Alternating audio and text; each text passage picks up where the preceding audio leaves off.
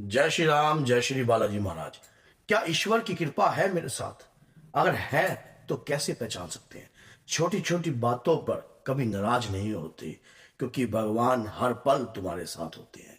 ये बात याद रख लेना। ईश्वर की कृपा अगर आपके साथ है, आपके देवता की कृपा अगर आपके साथ है, तो उनको कैसे जाना जा सकता है? कैसे आप इन बातों को समझ सकते हैं बेहतरीन तरीके से कि वाकई में ही ये हमारे देवता की कृपा है? और अगर है तो ये कृपा कभी खोनी नहीं है आपने। अगर चली गई तो दोबारा लौट कर वापस नहीं आएगी।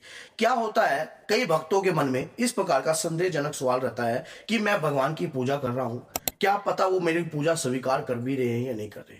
फिर ऐसा सवाल भी भक्तों के मन में रहता है कि मैं पूजा तो करता हूं, लेकिन पता नहीं, फिर भी मेरे मन में ये क्वेश्चन रहता है कि पता नहीं मैं सही कर रहा हूं या नहीं कर रहा हूं, या मेरे घर के अंदर कृपा है या नहीं है, क्योंकि वो कृपा दिखाई तो दे नहीं रही है, दिखाई तो दे नहीं रही है। लेकिन मेरे दोस्त, एक बात हमेशा याद रखना, प्रत्यक्ष को कभी प्रमाण नहीं देना पड़ता, क्योंकि भगवान जो है वो उन्हें कभी प्रमाण देने की आवश्यकता नहीं है। ये सांस लेने की जो ताकत है, ये भी ईश्वरीय कृपा के माध्यम से है। एक बात याद रख लेना कि अगर हम कुछ सोच रहे हैं, ये भी उसकी कृपा है। लेकिन आज की इस वीडियो में आपको ये प्रत्यक्ष आपके सामने हो जाएगा कि वाकई में आपके साथ कृपा है या नहीं है। जो बातें मैं इस वीडियो में बताने वाला हूं, उन बातों को सुनकर आपका माइंड जरूर सोचने पर मजबूर हो जाएगा कि वाकई में ये बात तो सत्य है कि देवता की कृपा हमारे साथ तो है, हमारी जो भक्ति है वो भी स्वीकार हो रही है। सबसे पहली बात, किस कृपा की बात कर रहे हो आप? भगवान तो हमारे भीतर वास करते हैं, बात रह जाती है उसे जागृत करने की, अपने आप के समर्पण की। हमें पैदा करने वाला भी वो ईश्वर है, लेकिन हम जो मनुष्य है, हम उन्हें देखना महसूस नहीं कर पाते, उन्हें देख नहीं पाते, कुछ अपने कर्मों के अनुसार, कुछ अपने सोच के अनुसार। लेकिन अगर हम अपने आप को पूर्ण रूप से समर्पित कर देते हैं उनके चरणों में, तो वो हमें भिन्न भिन्न रूप में दर्शन भी देते हैं, जिन्हें भक्त लोग जो है प्रभु के संकेत कहते हैं, अनुभव कहते हैं। आपने बहुत सारा देखा होगा कि कई भक्त कहते हैं कि मुझे ये अनुभव होते हैं। कई भक्तों को तो हनुमान जी दिखाई देते हैं, उन्हें कहते हैं कि भाई मुझे हनुमान जी दिखाई दे रहे हैं। लेकिन वो व्यक्ति अगर कुछ ऐसे व्यक्ति के साथ जिक्र करता है जो कभी पूजा नहीं करता, जो कभी बात भगवान के प्रति समर्पित नहीं है, कभी सोचता नहीं है, ऐसा व्यक्ति कैसे समझ लेगा? कैसे समझ लेगा उस ईश्वरीय शक्ति को? कैसे जान लेगा कि वाकई में इसे हनुमान जी दिखाई देते हैं कि नहीं देते? अब कई लोग, वैसे तो कलयुग में हनुमान जी किसी को नहीं दिखाई देते, लेकिन उनकी कृपा सभी को दिखाई देती है।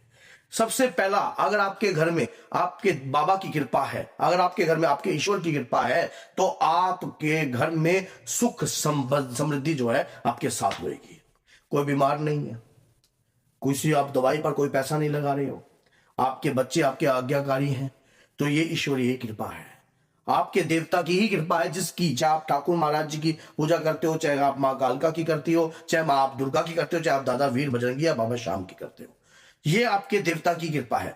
और सबसे बड़ा कृपा का एक संकेत और मैं आपको बताता हूं। अगर हम कलयुग के अंदर उनके नाम की आराधना करते हैं, 1 घंटा, आधा घंटा प्रतिदिन, आप कभी भी नहीं छोड़े हो, आप कभी भी नहीं छोड़े हो, प्रतिदिन आपका ये दिनचर्या है कि आप स्नान आदि कर आपने कुछ नियम बना रखे हैं अपने देवता को प्रसन्न करने के लिए, और वो करने के बाद जो है आप उनकी आराधना करते हो।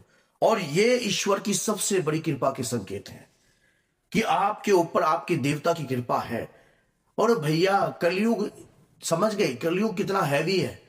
यहां पर आप प्रभु के नाम का चिंतन नहीं कर सकते इतनी जल्दी से, लेकिन अगर आप अपने आप को समर्पित कर रहे हो, तो प्रभु का नाम अगर आप कलयुग में ले रहे हो, तो समझ लेना आपके ऊपर आपके ईश्वर की कृपा है, तभी जाकर ले रहे हो। नहीं तो कलयुग आपके ऊपर हैवी हो जाएगा, नहीं तो आपके ऊपर हैवी हो जाएगा कलयुग। ये बात याद रख लेना। अगर आप हनुमान जी की पूजा घर में करते हो, अपने देवता की पूजा आप घर में कर रहे हो, और आप कंटिन्यू करते रह रहे हो, ये करते करते काफी वर्ष जो है वे आपके व्यतीत हो चुके हैं, आपको समझ में नहीं आ रहा है, तो आप उस कृपा को देख नहीं रहे हो, सिर्फ उसे महसूस कर सकते हो, उसे देख नहीं पा रहे हो। ये कृपा ही है, उसे महसूस करो कि ये कृपा की शक्ति है हमारे साथ, जब तभी तो हम नाम ले पा रहे हैं। नहीं तो कलयुग में भला कैसे आप नाम ले सकते हो? हर जगह अंधकार है, हर जगह पाप है, हर जगह दलदल है, हर जगह बेईमानी है, और फिर भी आप कलयुग में नाम ले रहे हो। और आपके घर में कोई बीमार नहीं है, आपके घर में कोई दुख और तकलीफ नहीं है। बेशक आपके पास धन ना हो, बेशक आपके पास धन ना हो, आप सोचते हो कि अगर धन नहीं है तो ईश्वर की, धन आए तो ईश्वर की कृपा, और धन नहीं है तो ईश्वर की कृपा नहीं है। नहीं नहीं, अगर आपके बच्चे बीमार नहीं रहते, आप सुखी हो, आपका शरीर काम कर रहा है, आपकी पत्नी आपकी आज्ञाकारी है, आपके घर में प्रेम है, चाहे आप जो है थोड़ा कमाते हो, लेकिन वो प्रेम है, उस प्रेम में भी आपका घर कभी ऐसा नहीं हुआ कि आपको किसी के आगे मांगने पर मजबूर हो गए हो। तो ये ईश्वरीय कृपा के संकेत हैं कि ईश्वर की कृपा आपके संग है, और ये आपकी पीढ़ी की करी हुई कोई मेहनत है। कहते हैं कि माँ बाप का बुरा कर्म जो होते हैं वो बच्चे संतान को भुगतने पड़ते हैं। अगर आपके कोई बुजुर्गों ने जैसे कोई गलत कार्य करे हैं तो उसका असर आपकी पीढ़ी पर जरूर आता है। इसलिए जीवन में कर्म को, सिद्धांत को समझने के लिए बताया है भगवान श्री कृष्ण ने गीता के अंदर भी कर्म का बहुत बड़ा चैप्टर बताया है कि कर्म जो है प्रधान रूप के देवता है। अगर कर्म को सही बनाकर चलोगे तो आपकी पीढ़ी जो है अच्छे से तरेगी। आपके ऊपर देवता की कृपा के सबसे बड़े संकेत यही है कि आप दिन भर प्रभु के नाम का सिमरन कर रहे हो। अगर कर रहे हो तो आपकी पूजा भी स्वीकार करी। कई भक्तों के मन में यह संदेह रहता है कि मेरी पूजा स्वीकार हो रही है या नहीं हो रही। कैसे नहीं हो रही भैया, सोच के देखो कैसे नहीं हो रही। ये संकेत स्पष्ट कर देते हैं कि पूजा तो स्वीकार हो रही है, लेकिन आपको समझ में नहीं आ रही है कि हाँ हो रही है कि नहीं हो रही, क्योंकि हमारे ज्ञान इंद्रियां जो चक्षु होते हैं वो जागृत नहीं हुए हैं। क्योंकि उसके लिए एक गुरु का होना बहुत जरूरी होता है। जीवन में हमारे हर जगह गुरु की आवश्यकता पड़ती है। आप जब जन्म लेते हो आपकी प्रथम गुरु आपकी माता होती है, इस बात को याद रखना। माता आपको चलना सिखाती है, पिता आपको बोलना सिखाते हैं, समाज से बचाते हैं, उसके बाद आप अध्यात्मिका आपको पढ़ाती है, और जीवन में अगर कुछ अभ्यास और आप कर्तव्य करते हो तो वो भी सीख कर अगर करते हो तो उसमें भी गुरु की आवश्यकता जो है पड़ती है। लेकिन अगर आप आध्यात्मिकता की राह को चुनते हो या भगवान की राह को चलते हो या स्पिरिचुअल को चुनते हो तो उसमें भी आपको गुरु की आवश्यकता तो पड़ेगी। इसलिए अगर आपके गुरु हैं तो आप इन शक्तियों को, इन संकेतों को बहुत अच्छे और बेहतर तरीके से महसूस कर सकते हो। वाकई में इन संकेतों को आप ये समझ सकते हो कि मेरे साथ ईश्वरीय कृपा है।